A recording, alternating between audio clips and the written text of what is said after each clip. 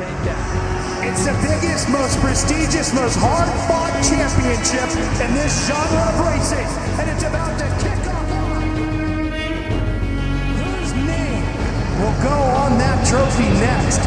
Will you risk everything? Will you leave it all on the track? The quest to be Monster Energy Supercross champion is about to begin. The gate drop to kick it all off happens right now.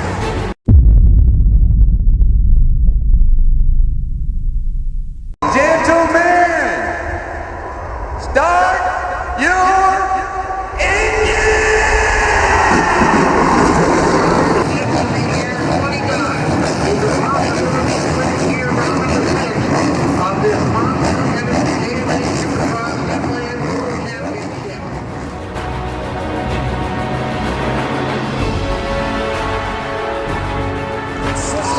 Mistake by Villalobos! Here's Dungey! He's right there! Oh, he couldn't get it done!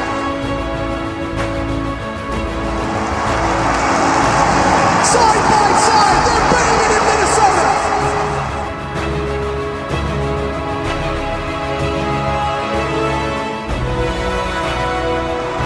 Bar to bar through the rhythm section, he takes him high, it's almost to a dead stop!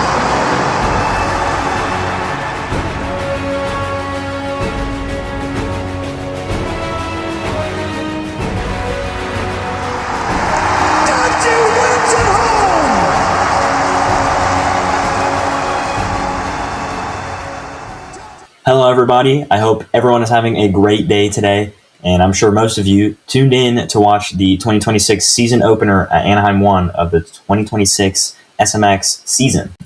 Now there is a lot to unpack that happened this weekend regarding both the 250 West and the 450 class, and just because I want to dive into the 450 class first, so here we go.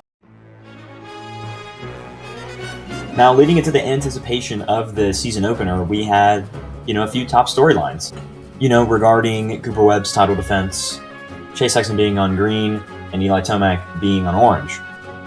But we're just going to skip all that nonsense. That was for the preseason. We're just going to get straight into everything that unfolded. Now, I think the first order of business is to talk about the man who we thought was the guy to beat, Chase Sexton. I mean, we heard nothing but good things about that Kawasaki. And to say I was disappointed is an understatement. Because my God, was that the most underwhelming performance I have ever seen in watching Supercross in my whole life. He just looked so lost the entire main. He exited the track like at least 3 times. He crashed. He probably did go down in the main, we just didn't see it. And he had 2 horrible starts. Now, not only for Chase, but if you're Kawasaki, you need to be panicked. You have to be in panic mode right now because this is unacceptable. In a lot of people's eyes, Chase Sexton was the guy to be favored to win the championship this year. And now he is not riding anywhere near a championship level right now. I don't know what it is, if it's the nerves, if it's the bike, but whatever it is, they need to fix it right now because if they don't, it's just going to keep unraveling for him, and he's going to knock himself out of the championship before, the halfway point of the season, and you can't do that to yourself. You're supposed to be the guy that's out there to beat everybody. You have to prove that. Now, let's shift onto a less harsh note, rather more celebratory note, Eli Tomac. Now, what a way to debut that new bike. And to show everyone what you can do on a completely different bike. I mean, the guy just played it by the book, man. He got a good start, both races, and he maintained that lead, and he looked so good out there, man. He was flowing in the whole track, no mistakes. He was very solid, and now I think he's the guy to beat now. I think Tomac is 1A. That's Tomac. He's 1A right now. I think if you want to win this championship, you're going to have to beat Eli Tomac for 17 rounds. That's what I think. At this point right now, I think that's the solution to winning this championship if you're not Eli Tomac. So if I were him, keep doing what you're doing because it's working, my friend. It is working. Now, next I'm going to talk about Ken Roxon, and although I would say I'm surprised, I'm not really surprised. He rode really good. He showed that he can still hang with them. He's the only guy that was able to keep up with Tomac, and they absolutely destroyed the whole field. It's Eli Tomac and Ken Roxon. They're the two best-looking riders in the world right now in Supercross. Now, I have said this on social media, but I think that this is Eli Tomac and Ken Roxon's last and best chance to win this championship.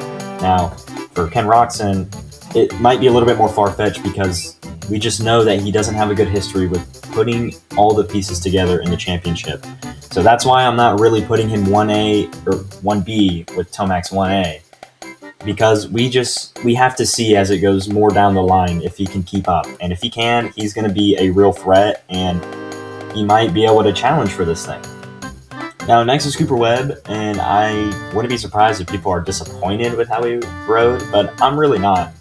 I think he actually looked good. I think he just kind of had an unlucky night, and it just didn't really align for him the way he wanted to. I mean, at one point, I think he could have fought for a podium, but he got caught behind Hunter, and then trying to pass Hunter, he went down, and then, he got a 7th place, which, it's not the worst thing in the world. It's happened to him before. He is not known for starting off well in these championships, so we cannot close that page yet on Cooper Webb because he's only going to get better. He's only going to get better, and he is going to win. He's going to win multiple times, so just be ready for that. And now next, I want to talk about Jorge Prado. He very, very well impressed me this weekend. He was incredible. He looked very good on that KTM. He shushed the haters at the checkered flag. I love what I'm seeing from him. I'm very excited to see what he does because he looked really good. And I think it's not crazy to say he's just going to get more podiums. And imagine if he got a win. That would be crazy. But I'm very impressed with him. I'm excited to see what he does in the future. Yeah, that's pretty much all I have to say about Jorge Prado. He looked very good, and I was pleased with the way he rode. Now, next, I think it'd be appropriate to talk about Hunter Lawrence. He did just as good as I thought he would. I said on social media that he's not going to be a title contender this year. This is going to be his transition into becoming a title contender for future seasons. I do think that Hunter will get at least one win this year. He probably will get one. Probably no more than one. But I think he looked good. This is the best Anaheim one he's ever had. So he's taking a step in the right direction so far. So let's not say anything crazy about him yet, and let's just keep watching him. And then Jason Anderson, he got a 5th place. Again, that's pretty standard, I think, for him. Looks good on the Suzuki. He has speed. He can turn it on when he wants. Honestly, not much to complain about for Jason Anderson. I'm excited to see how he does on the Suzuki moving forward.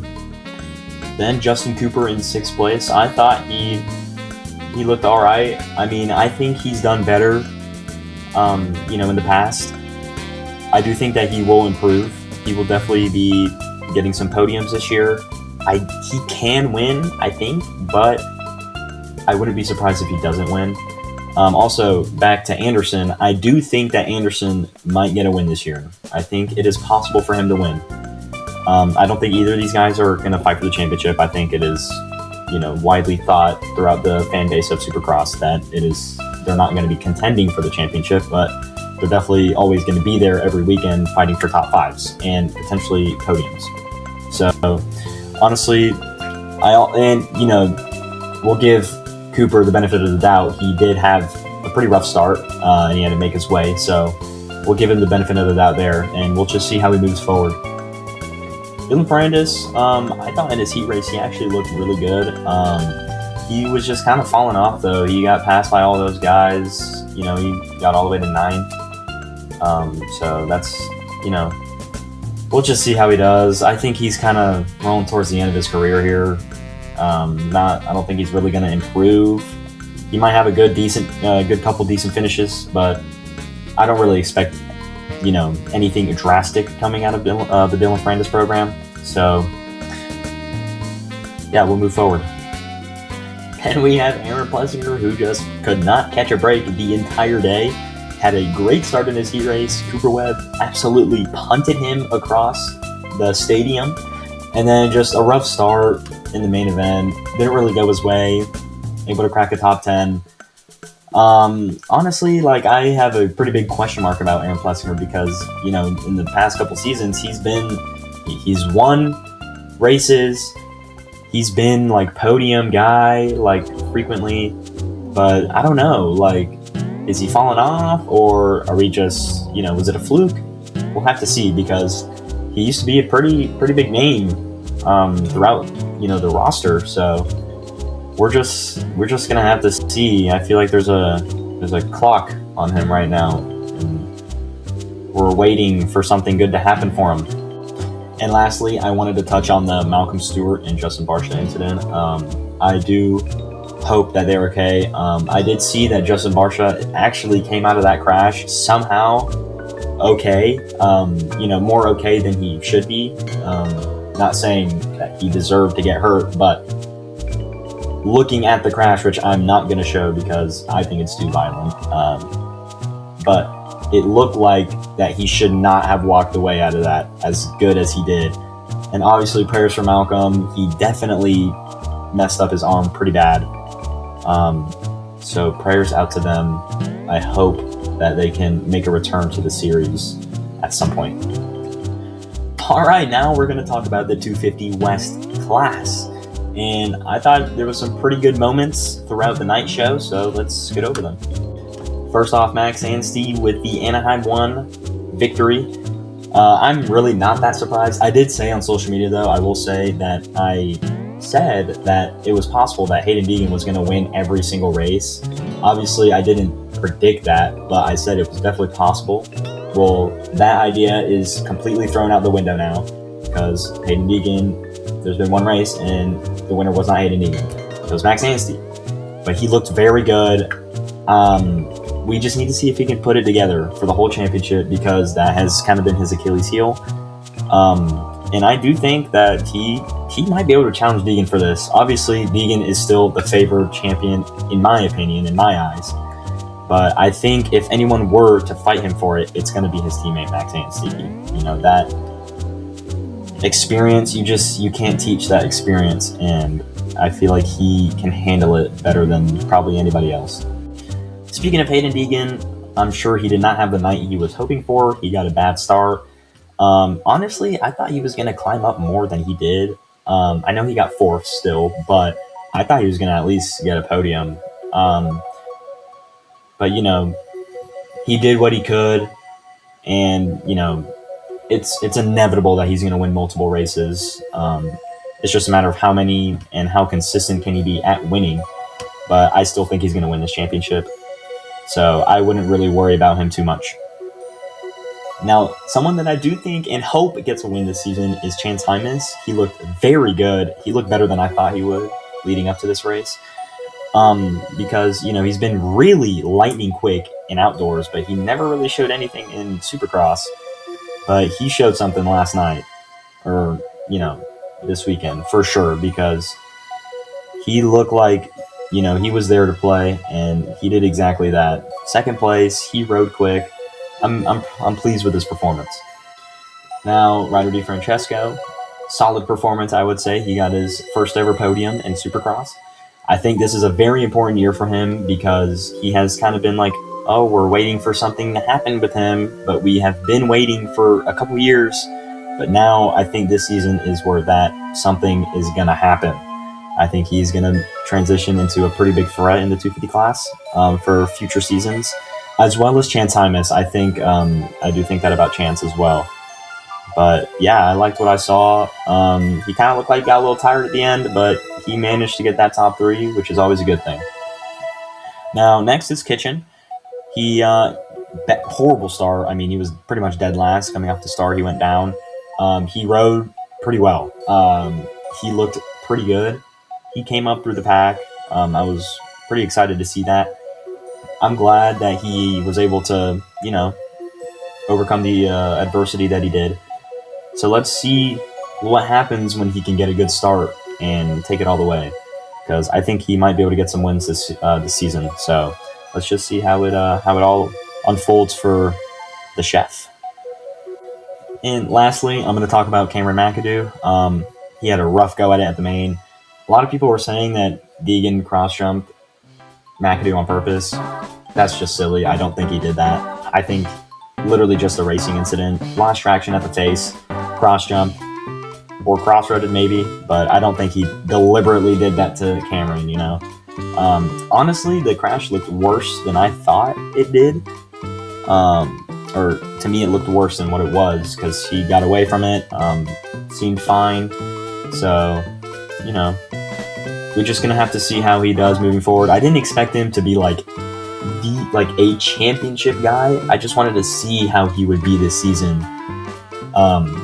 Just because we haven't seen him in a couple years, you know. I mean, he didn't race in 2025, so I just wanted to see how he looked. And honestly, before he crashed, he was looking pretty decent. So those are the thoughts that I have gathered for the season opener of the 2026 SMX season.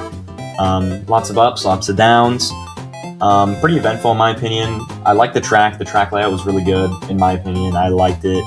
It had good flow. I know probably a lot of the guys didn't like the dirt, but you know, unpredictable weather in California as of recent, apparently.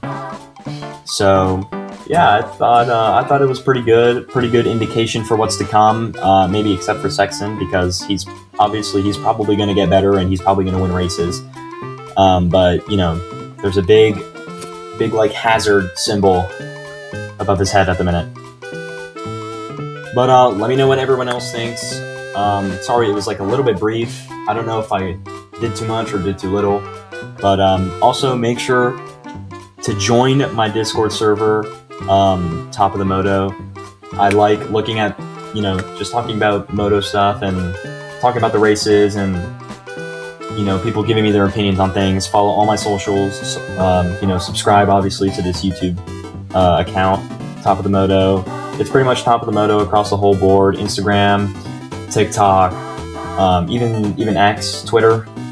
Go for it. I'll put all the links to those things down in the description. So make sure you check out the stuff because I'm gonna make more stuff. So thank you everyone for watching, and I guess till next week.